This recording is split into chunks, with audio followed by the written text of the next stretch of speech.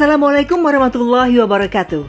Sahabat Hikmah, ubi memang seringkali kita temukan dalam keseharian. Mulai dari ubi jalar, singkong, ubi merah, dan ungu. Selain bisa diolah menjadi berbagai makanan, ubi ternyata kaya akan karbohidrat, vitamin A, vitamin B, zat besi, dan kandungan lainnya. Ubi bisa langsung diolah dengan digoreng, direbus, ataupun dikombinasikan dengan bahan lainnya.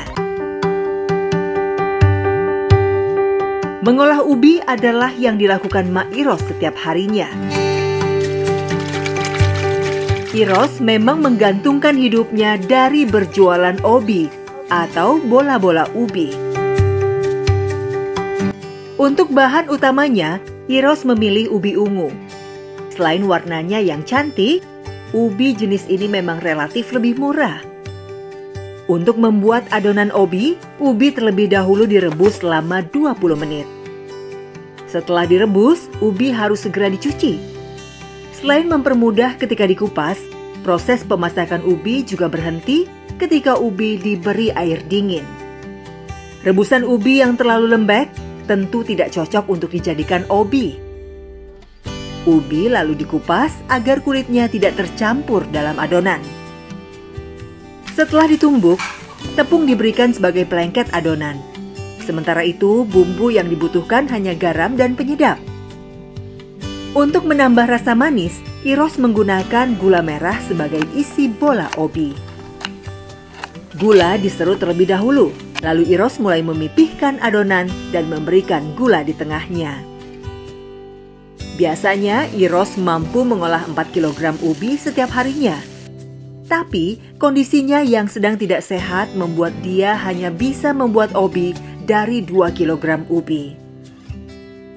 Iya, sarirana janten ririwit, ayeuna mah teu kaop capek, teu kaop damel kitu. Kase cai oge lamun selami di zaman sok berak we kitu teu damang muriang. Setelah dicetak, ubi digoreng dengan minyak yang tidak terlalu panas. Hal itu ditujukan agar hasil penggorengan bisa merata dan teksturnya kering. Di kampung Godok, Garut inilah Iros sehari-hari berkeliling jualan. Di usia yang sudah menginjak 70 tahun, Iros memang terpaksa masih harus bekerja. Kondisi suami yang tak lagi kuat seperti dulu membuat Iros harus turut serta membantu perekonomian keluarga. Satu buah ubi dijual Iros dengan harga Rp1.000. Murah dan mengenyangkan tentunya. Jika habis terjual, Iros akan mendapatkan keuntungan Rp20.000. Tentu bukanlah jumlah yang banyak. Meski begitu, Iros tak pernah merasa kekurangan. Diatur we sacekap-cekapna sakitu. Meski hidup penuh dengan kekurangan, Iros tak pernah lupa. Ada hak dari fakir miskin lainnya dalam rezekinya. Ia tak pernah lupa untuk selalu bersedekah. Dengan sedekah pula, pintu rezeki akan semakin terbuka.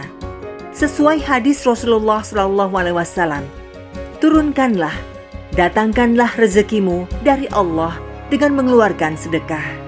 Hadis riwayat Al-Baihaqi. Suami Iros, Dayat, memang sudah menginjak 76 tahun. Kondisi fisiknya yang semakin lemah membuat dia tak lagi bisa bekerja seperti dulu. Biasanya di musim tanam sampai panen, Dayat memang terkadang memaksakan diri untuk menjadi buruh tani. Dalam 6 bulan, total beras 2 kuintal atau setara dengan 800.000 bisa dia dapatkan. Sekilas terlihat besar, tapi jika dirata-rata, Dayat hanya diupah tak sampai 120.000 setiap bulannya. Sungguh jumlah yang sangat minim. Upami kaserang mah gitu, upami tekarawas panyawat gitu, jag-jag angkat. Jika tidak menjadi buruh tani, memang inilah yang bisa dikerjakan Dayat setiap harinya.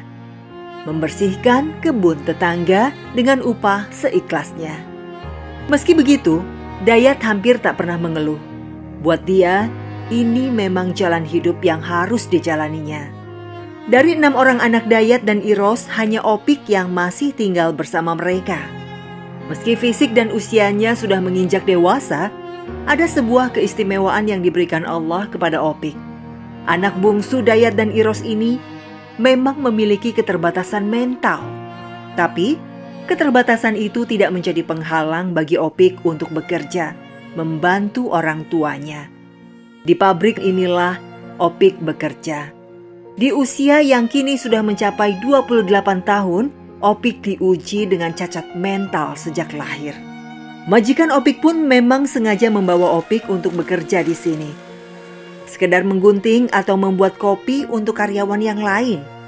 Dalam 1 minggu, biasanya Opik diberi upah 40-50 ribu rupiah.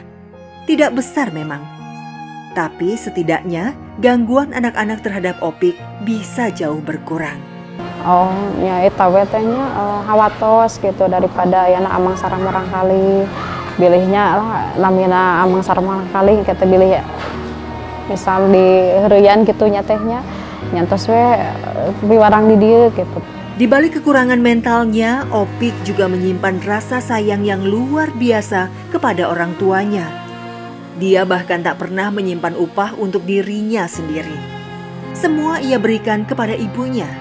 Kak makan kermam, mese tahu, tempe, daging, beas.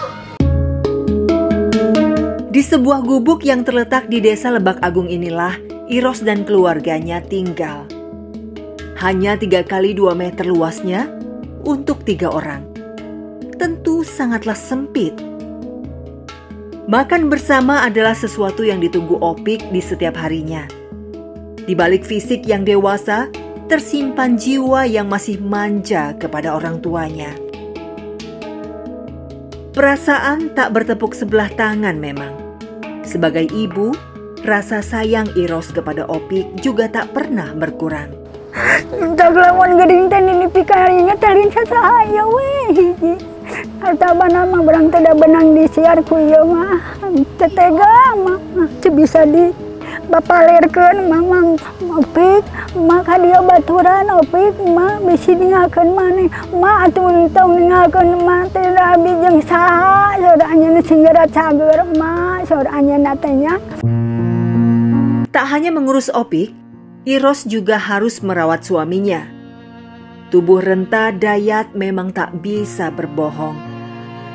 Setiap selesai bekerja, Dayat selalu merasa pegal dan capek. Beruntung, cinta Iros sebagai istri tak pernah berubah.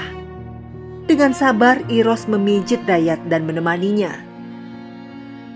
Dalam segala keterbatasan, materi maupun fisik tak membuat keluarga ini berhenti untuk berikhtiar. Mereka juga tetap mensyukuri apapun yang ditakdirkan Allah Subhanahu wa Ta'ala kepada keluarganya. Aya milik sing loba nu ulas nu asih sing loba nu nyaan nu karunya kitu we ka abi mah ngaduakeun teh ka budak teh. Tapi alhamdulillah sok aya we nu ulas asih ka dirina anjeunna teh. Sahabat hikmah yang dirahmati Allah Subhanahu wa Ta'ala, dalam kehidupan mungkin di antara manusia ada yang memiliki kekurangan fisik, keterbatasan fisik, atau mungkin keterbatasan finansial. Tetapi di dalam Islam, keterbatasan itu bukan menjadi alasan bagi mereka untuk tidak berkarya. Dan di dalam Islam juga, kalau kita lihat bagaimana kisah para sahabat yang mulia, banyak sekali bisa kita dapatkan betapa mereka memiliki semangat yang luar biasa di antara keterbatasan yang mungkin Allah berikan kepada mereka. Di antaranya, ada seorang sahabat yang bernama Amr bin Jamuh. Beliau dalam kondisi yang cacat. Kala itu kaum muslimin sedang diserang. Tetapi cacatnya itu tidak menjadi alasan bagi beliau untuk berpangku tangan duduk di rumah, tidak. Tetapi langsung datang kepada Nabi SAW dan meminta izin supaya bisa diberikan kesempatan untuk bisa beserta kaum muslimin membela agama dan negaranya. Dan Allah berikan hadiah padanya kebaikan surga. Satu lagi, Anas bin Malik radhiyallahu anhu. Beliau tidak memiliki harta yang cukup, keterbatasan finansial. Bahkan beliau menjadi pembantu Nabi SAW. Tetapi keterbatasannya tidak menjadi alasan bagi beliau untuk berpangku tangan. Terbukti dengan segala usaha kuatnya, beliau mampu untuk bisa menjadi ulamanya umat ini.